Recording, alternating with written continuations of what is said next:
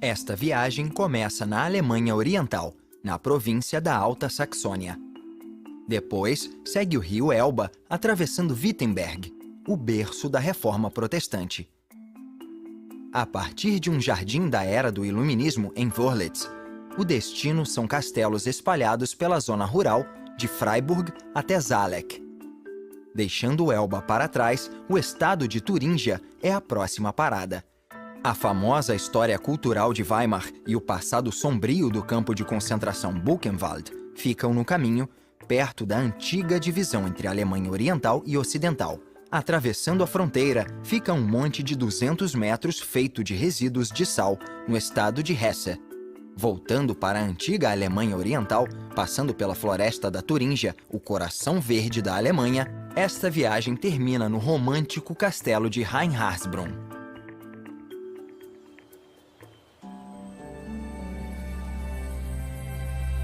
O rio Elba tem um papel de destaque na história da Alemanha. Ele tem sido crucial para o comércio e a pesca, além de servir como fronteira natural. O rio sempre frustrou os romanos. Seus exércitos imensos e organizados sempre foram obrigados a voltar para o Reno pelas tribos germânicas.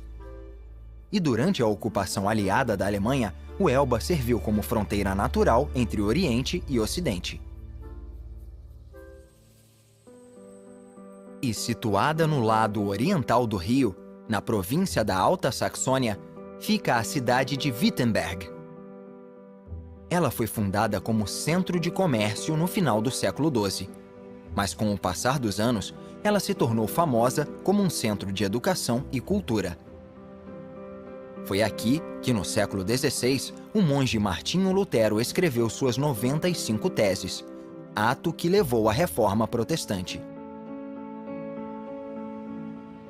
E pairando sobre a Praça do Mercado estão as Torres Gêmeas de Stadtkirch, uma igreja do século XII que se viu no centro de uma grande polêmica religiosa.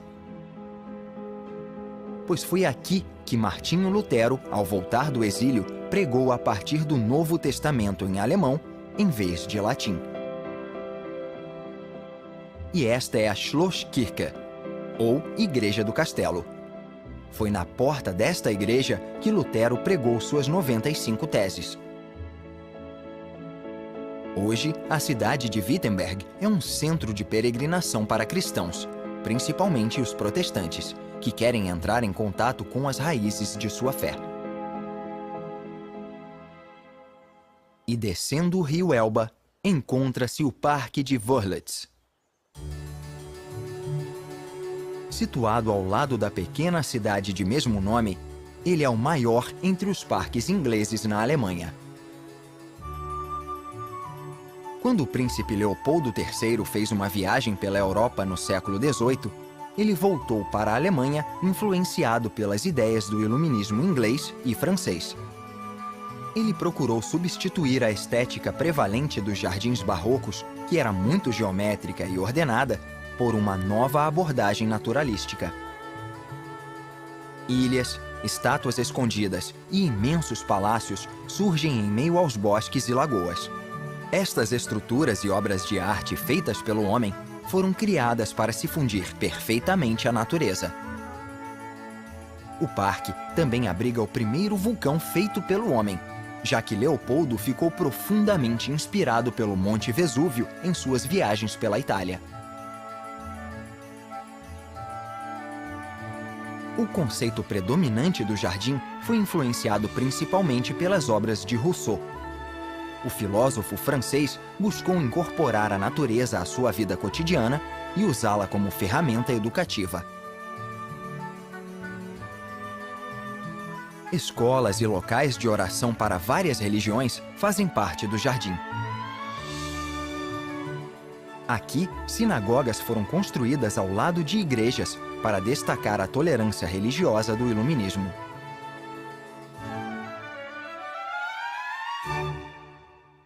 E no centro de uma pequena cidade perto de Wörlitz fica o Palácio de Oranienbaum. Arquitetos e engenheiros foram trazidos das terras baixas para criar esta edificação e esta paisagem em estilo barroco. Quando o bisavô de Leopoldo se casou com uma moça da linhagem real holandesa, ele construiu este palácio e os jardins, como residência de verão para sua nova esposa. Os jardins ao redor do palácio formam um dos maiores laranjais da Europa, com a maior variedade de frutos cítricos da Europa. Do passado da Alemanha para preocupações mais atuais. A região da Alta Saxônia é líder em energia renovável. 44% do consumo do estado vem da energia eólica. No entanto, a maior parte da energia do país ainda vem do lignito, um carvão de baixa qualidade. Esta usina abandonada em Muldenstein, situada acima do Elba, foi construída durante a Primeira Guerra Mundial para fornecer eletricidade ao sistema ferroviário da Alemanha Oriental na região. Depois da Segunda Guerra, a usina foi confiscada por uma empresa soviética, fabricante de motores para aviões. Grande parte dos equipamentos da usina foi levada de volta à Rússia na década de 1950. Esta é a cidade de Bitterfeld-Wolfen. Como muitas cidades na Alemanha Oriental, a economia daqui foi baseada na descoberta de lignito e na subsequente indústria pesada que cresceu ao redor dele. Agora, a indústria da cidade é voltada principalmente para a produção de células solares. E a cidade é cortada pela A9, que liga muitas grandes cidades da Alemanha, de Munique a Berlim. Muitas rodovias que ligavam Oriente e Ocidente durante a Guerra Fria eram restritas e vazias. No entanto, após a unificação, estradas como esta se expandiram e se tornaram importantes vias de trânsito. Como na maioria das rodovias da Alemanha, não há limite de velocidade. A viagem segue para o oeste, sobre amplas plantações até o estado vizinho de Turíngia. Os vastos campos abertos são interrompidos por este imenso complexo, a prisão juvenil de Hasnitz. Um ótimo exemplo da fé do governo alemão na reabilitação, a prisão oferece uma segunda chance a seus detentos. Escolas e bibliotecas oferecem formação profissionalizante, enquanto estufas, oficinas e ginásios oferecem uma experiência mais concreta. A explosão econômica da Alemanha resultou da descoberta de lignito durante a Revolução Industrial, e o recurso tem sido crucial desde então. A energia produzida desta forma é uma questão ambiental polêmica na Alemanha. Esta usina em Schkopau emite 5 bilhões de quilos de dióxido de carbono por ano.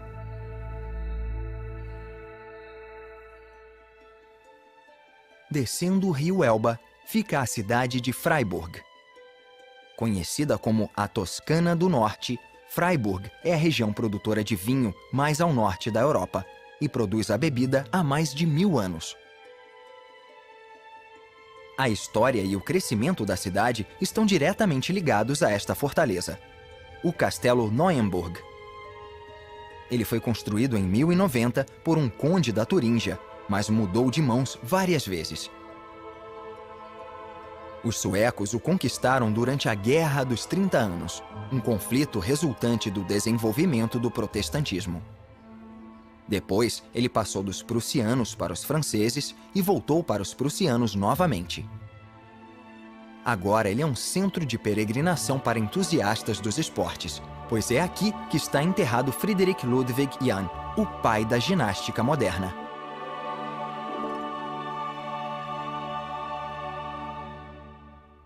Agora vem o vilarejo de Zaalek, que fica sob 2 castelos nas colinas. Construídas em uma serra de calcário a oeste, estas 2 torres costumavam ser o centro de uma área defensiva muito maior. E na face do penhasco a leste, fica o castelo de Rudelsburg, construído no século XII para proteger rotas de comércio.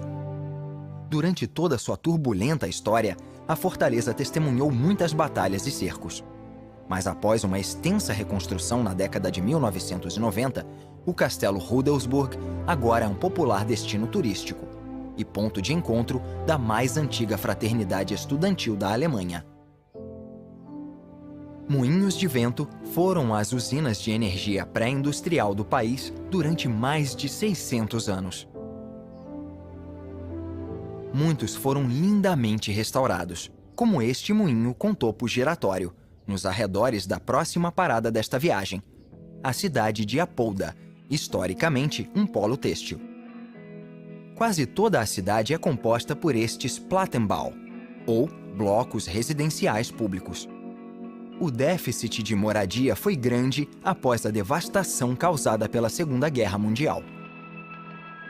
Este estilo provou ser ideal por toda a Alemanha Oriental, por ser barato e fácil de construir. Em contraste, existem as plantações da Turíngia, que ocupam quase metade do estado. Uma grande variedade de plantações se desenvolve nestes solos férteis, o que aumenta a fama culinária da região. Perto dali fica o castelo medieval de Dennstedt. Como muitas outras residências nobres, ele foi destruído durante a Guerra dos 30 Anos no século XVII. 400 anos mais tarde, ele foi confiscado pelo exército russo para servir como base. Hoje, Dennstedt é uma propriedade particular e investidores pensam em formas de torná-lo útil. Talvez como um centro esportivo ou um spa. No estado da Turíngia, poucas cidades possuem a mesma importância histórica e cultural de Weimar. Foi aqui, após a Primeira Guerra Mundial, que a primeira Constituição Democrática da Alemanha foi assinada. Na verdade, desse momento até a ascensão do Terceiro Reich, o país era conhecido como a República Weimar. Até a Convenção Nacional aconteceu aqui em 1919, porque Berlim era considerada perigosa demais devido às manifestações durante a Revolução Alemã. A cidade possui até um gênero literário com seu nome, Classicismo de Weimar. Isso surgiu como resultado das obras de Goethe e Schiller, que passaram grande parte da vida trabalhando aqui.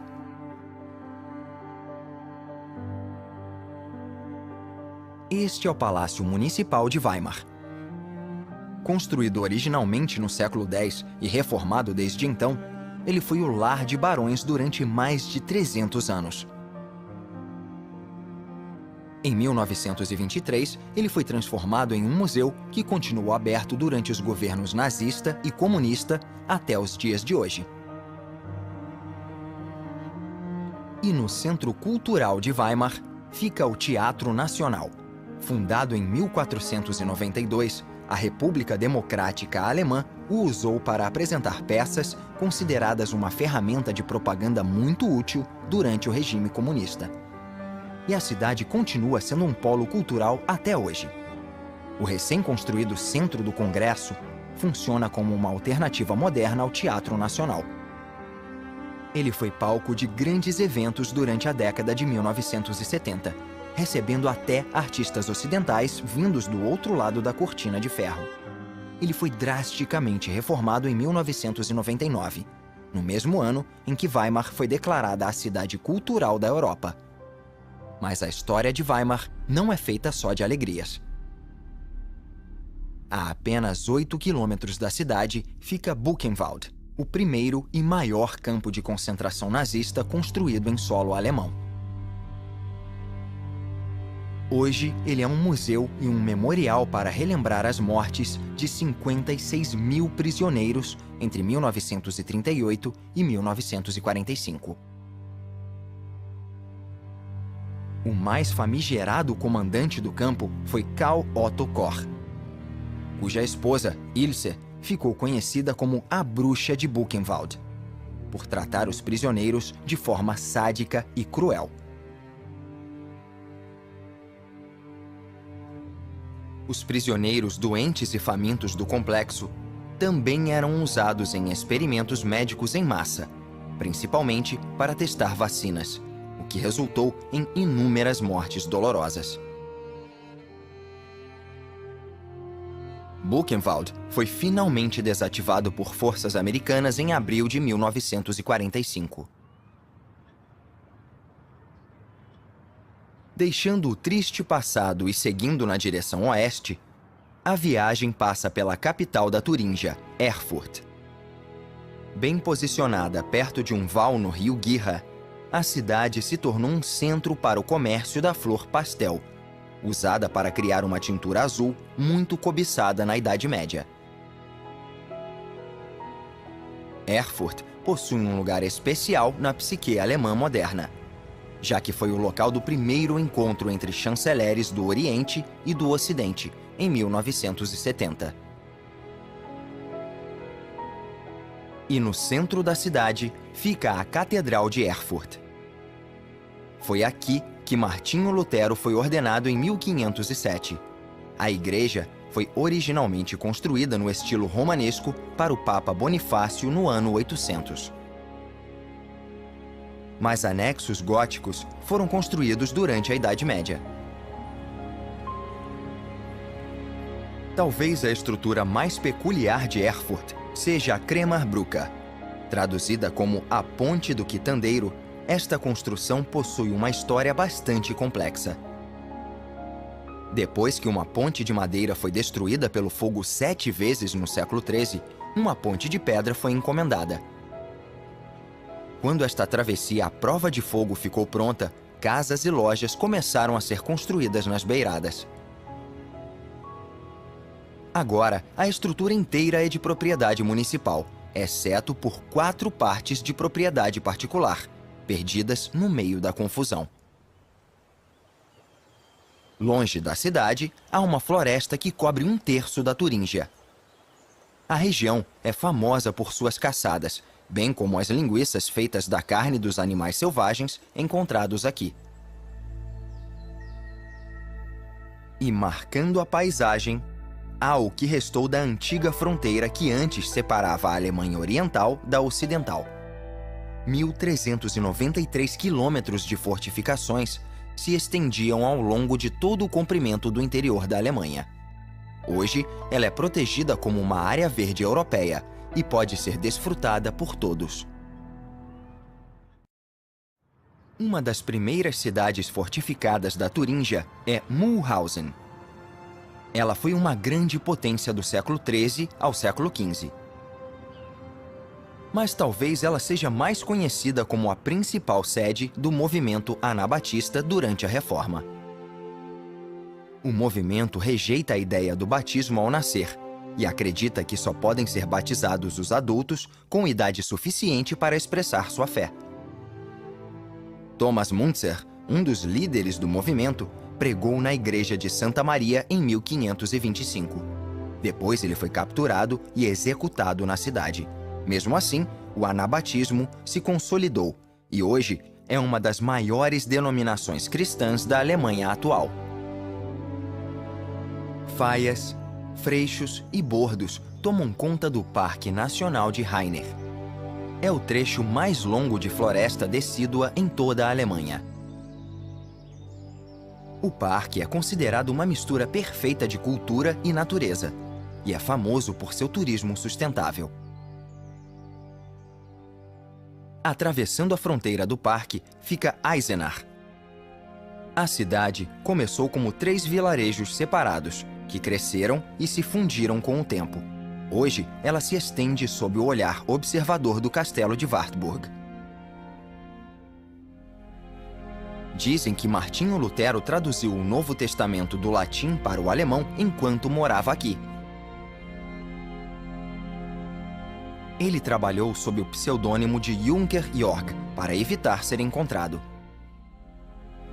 Mais tarde, o castelo se tornou um local de peregrinação nacionalista e religiosa e um símbolo da unificação da Alemanha.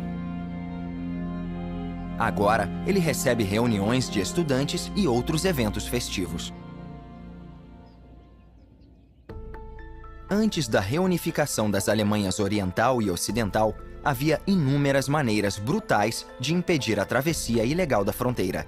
Valas, armadilhas, minas e torres de observação eram posicionadas estrategicamente ao longo da divisória. Esta torre específica, o modelo BT-9, continua de pé como uma lembrança da Guerra Fria. Prevalente durante toda a década de 1970, ela tinha postos de tiro nas 4 paredes. Mas à medida que partes da grade começaram a se deteriorar, cães de guarda foram usados para defender estas áreas abertas. Estima-se que no auge da República Democrática Alemã, havia cerca de 5.000 cães defendendo esses espaços. Mas atualmente, atravessar do Oriente para o Ocidente é tão fácil quanto pegar uma rodovia. A Ponte Expressa E40 atravessa o rio Werra. Ela foi planejada e projetada em 1940, mas o projeto não teve o financiamento necessário até 1983. Foi uma obra significativa e uma das primeiras realizadas pela Alemanha Oriental e Alemanha Ocidental em conjunto, custando aproximadamente 75 milhões de dólares na época. Com 732 metros de comprimento, ela foi construída usando cabos de aço extensíveis para segurar o concreto.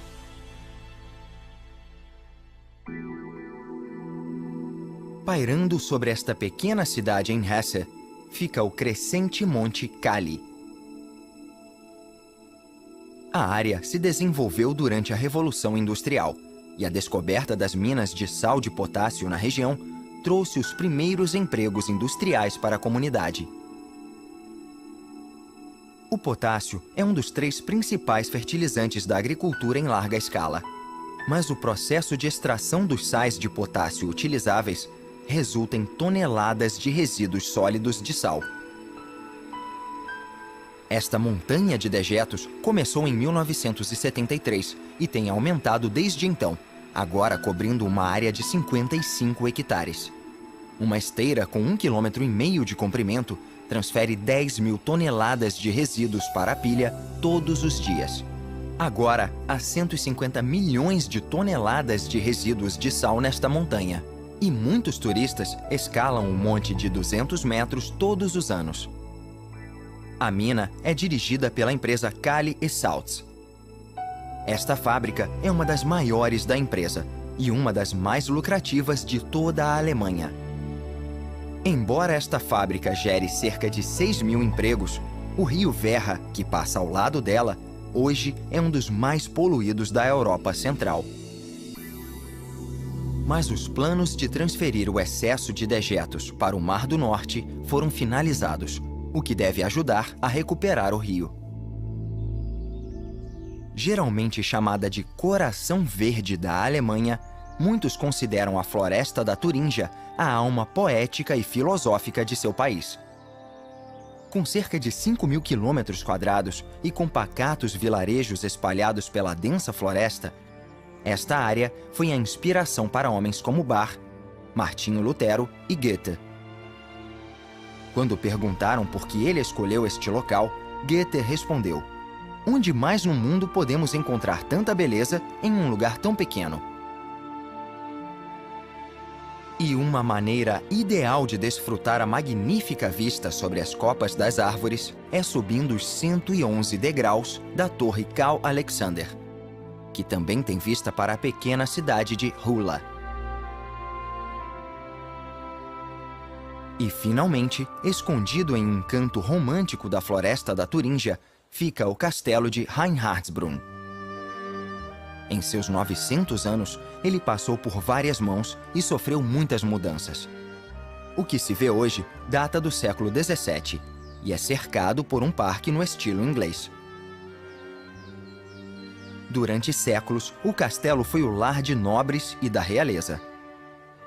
Foi aqui que a rainha Vitória da Inglaterra, em uma de suas viagens pela Alemanha, conheceu seu futuro marido, o príncipe Alberto. Reinhardsbrunn é um duradouro símbolo do amor da Alemanha pela arquitetura e pela beleza da natureza. Um lugar perfeito para encerrar esta jornada.